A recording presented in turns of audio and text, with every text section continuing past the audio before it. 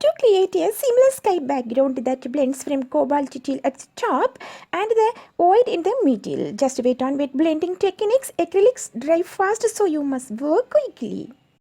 Using damp flat brush, paint the top zone. First, load our flat brush with pure cobalt teal and mix with a little white acrylic. Start at the very top edge and paint the horizontal side-to-side strokes moving downward about 1/3 of the way. Next, coming to the middle, just apply white to the middle and just thoroughly unload it. The heavy titanium white, apply it generously across the exact middle third of the canvas. Blend upward and downward without cleaning our brush. Just take the white paint from the center and work our horizontal strokes upward into the top teal and just section until the mix into the smooth gradient. Repeat this moving downward from the center to and just complete this section. Just work edge to edge. Always run your brush completely off the left and right sides of the canvas to avoid vertical lines. Do not overwork. If the paint starts to feel sticky or tacky, just stop it. Let it dry completely. Then apply a second layer right over it to perfect the blend. Mix on palette first using our cobalt teal and white. If blending on the canvas feels too fast, pre-mix the transition shades on our palette are applied between the pure zones. Here we are going to create the cloud. First, creating the shadow part using cobalt blue with our flat brush using the circular brush strokes. Shaded part of the cloud first. The circular brush strokes with and paint fluffy shapes using gentle, continuously circular motion to keep the edges soft and airy.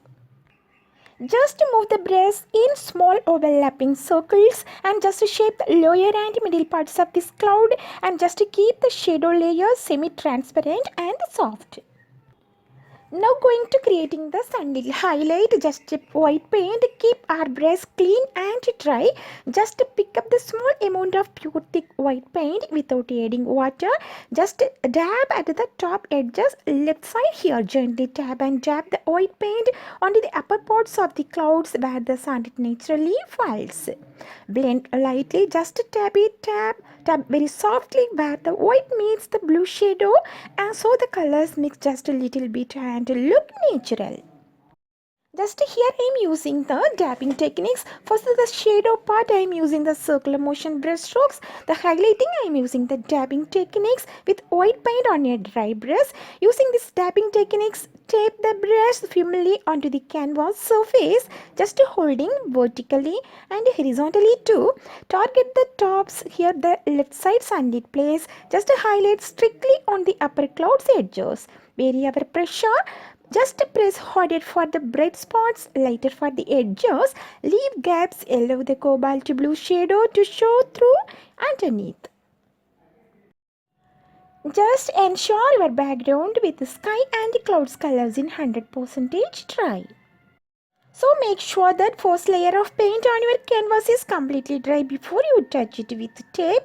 Place low-tech artist masking tape or painter's tape just straightly across your canvas where you want your horizon line to be. Here we are making.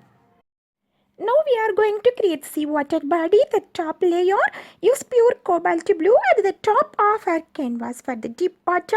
Middle blend mix cobalt blue with a little cobalt teal to create smooth transition shade. The lower layer, use pure cobalt teal near the bottom to show the bright shallow water. Just blend the edges where the top colors meet while the paint is still wet so it looks natural. Using the paint horizontal left to right strokes across the top third of the canvas and start painting with the middle third of the canvas slightly overlapping the bottom edges of the pure blue and brush upward into the blue then downward to the smooth transition. Now to create a stunning purple toned seashore sand pot in an acrylic painting, we need to layer specific color values to mimic light, shadow and wet reflection. Transition to dry sand as you move down and away from the water line. Gradually blend in your lighter dry sand mix. Just use a clean damp brush to transition smoothly from dark purple and light purple. Using a flat brush and specific dabbing techniques like the dry brush method, add stamping or stippling. Just load a tiny amount of white paint onto the flat tip of a dry brush and wipe almost all of it off on a paper or towel until the brush feels dry. And just lightly dab a surface so that paint catches the texture of the canvas. Just edge stamping, press the flat edge or the sharp corner of the brush, slide the down onto the canvas and lift it right away to make broken, organic shapes that look like bubbling foam. For these stippling techniques, hold the brush straight up and down the vertical way, then tap the bristles gently against the canvas to create a loose dart-like texture of foam breaking onto the shore.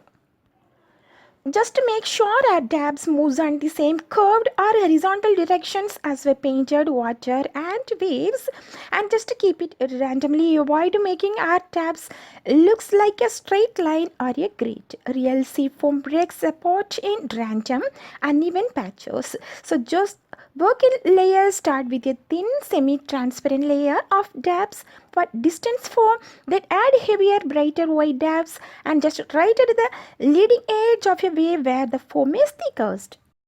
Just give varying or pressure, hit the canvas firmly for thick solid foam crest and use a feather light touch for thin receding water walls. Vary the hand angle, rotate or wrist between dabs so the rectangular shapes of the flat brush doesn't create repetitive artificial looking square grades. Using a stamping motion, tape the flat brush or the corner edge of the brush repeatedly against the canvas. I am giving blue color for the shadow color. The placement paint the shadow directly beneath or trailing behind where the main white foam will sit. This represents the shadow cast by the foam under the water or wet sand, giving it depth. Soften the edges. Gently blend the outer edges of the shadow into the background so it's wet and flat. Creating a realistic shadow under sea foam where the water meets the sand is the secret. And to making our ocean paintings look three-dimensional in acrylic painting, this requires mixing a proper complementary color, mapping our light source and applying the paint with a soft or glazed touch. So here just I am establish the light direction under of this foam this side. Just take a highlighting crisp white highlight the titanium white right on the top of that shadow line to represent sanding sheet foam.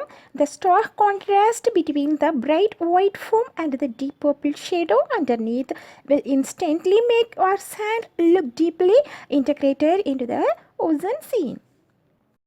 Just mix a lighter purple by adding a more white. Lightly drag our brush and just the raised pumps to show texture. Paint the thin white lines where the water touches and sand to look like sea foam.